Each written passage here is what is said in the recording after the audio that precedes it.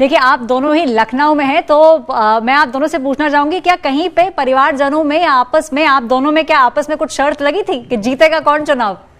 कुछ पैसे हारे या जीते? नहीं, मुझे लगता है कि शर्त से ज्यादा आकलन हम लोगों ने किया भी था। और लेकिन जिस तरीके का चुनाव रहा, काफी दिलचस्प चुनाव था। बीजेपी और समाजवादी पार्टी की फाइट थी और आप भी खुद मौजूद थी कई ऐसी जगहों पर सैफई की लड़ाई में। मुझे लगता है कि शर्त से ज्यादा एक अनुमान जरूर था कि बीजेपी सत्ता में वापसी करेगी, क्योंकि जिस तरीके का माहौल हम देख पा रहे थे। और एक बड़ा फैक्टर था कि सरकार के खिलाफ, पार्टी के खिलाफ एक बहुत बड़ा एंटी इनकम्बेंसी फैक्टर उतना नजर नहीं आ रहा था। लेकिन ये जरूर है कि अब दूसरा चुनाव योगी मंत्रिमंडल का ये दूसरा पूरी पूरी पारी होगी और इस पर 2024 के चुनाव भी निर्भर करेंगे। तो मंत्रिमंडल के गठन को लेकर के भी जिस तरह की सुपुकार है वो काफी महत्वपूर्ण है। पिछड़ा दलित को, दलित समाज को तरजीह देने की बात आ रही है, युवाओं को तरजीह दी जाएगी, महिलाओं को तरजीह दी जाएगी, क्योंकि महिलाओं ने एक तरफा होकर के बीजेपी को वोट किया है, तो उसकी झलक भी दिखाई देगी। तो अब मुझे लगता है कि चुनाव की जीत से ज्यादा मंत्रिमंडल का गठन क्या होगा उसको लेकर के हर घर में चर्चा और हर घर में शर्त इस समय जरूर लग रही है। कुमार अभिषेक, आपसे जानना चाहूंगी, ये तो कह रहे हैं कि ज्यादा कुछ शर्त वर्त लगी नहीं, बट आपके दोस्तों में, घर में क्या लग रहा था? आपको लग रहा था कि मतलब कहीं ना कहीं लोग थोड़ा दावा खेल रहे हैं कि यहाँ पे सपा जीतेगी कि भाजपा जीतेगी? ऑफिस के अंदर क्या माहौल था?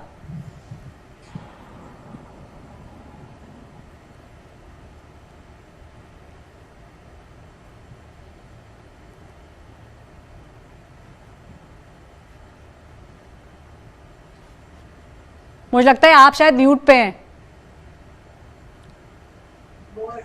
जी बिल्कुल।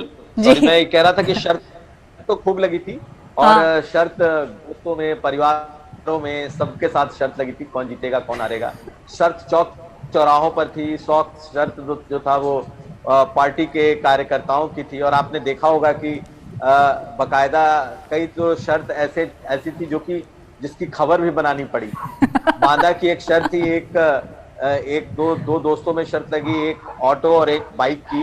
तो बाइक वाले अवधेश शर्त हार गए और अपनी बाइक उन्हें देनी पड़ी शर्त में। उनका कहना था कि अखिलेश आ रहे हैं और जिस दूसरे उनके दोस्त ने लगाया था कि योगी आ रहे हैं। तो योगी आ गए तो जो अवधेश हैं उन्हें अपनी बाइक लौटानी पड़ी। फिर अखिलेश यादव को ये खबर पता चली तो उन्होंने बकायदा उन्हें बुलाया और 1 लाख से ज्यादा रुपए उन्हें दिए।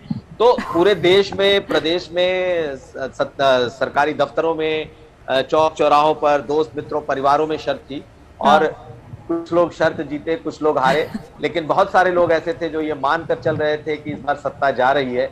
बहुत कम लोग ऐसे थे जो जमीन पर इस बात को देख पा रहे थे कि सत्ता नहीं जा रही, सत्ता आ रही है, वापिस आ रही है, मोदी मैजिक चल रहा है। तो लेकिन आप ये जरूर समझ लीजिए कि ज्यादातर लोग इस पक्ष के थे जिन्हें लग रहा था कि सरकार जा रही है। लेकिन जो जमीन पर घूम रहे थे, जो कम से कम एनालाइज कर रहे थे कि किस तरीके से पीएम मोदी का जो एक वोट बैंक खड़ा हो गया है, लाभार्थियों का एक वोट बैंक खड़ा हो गया है, ग्राउंड स्वेल जो है वो ओबीसीज का, अति पिछड़ी जातियों का, ये मोदी के साथ है।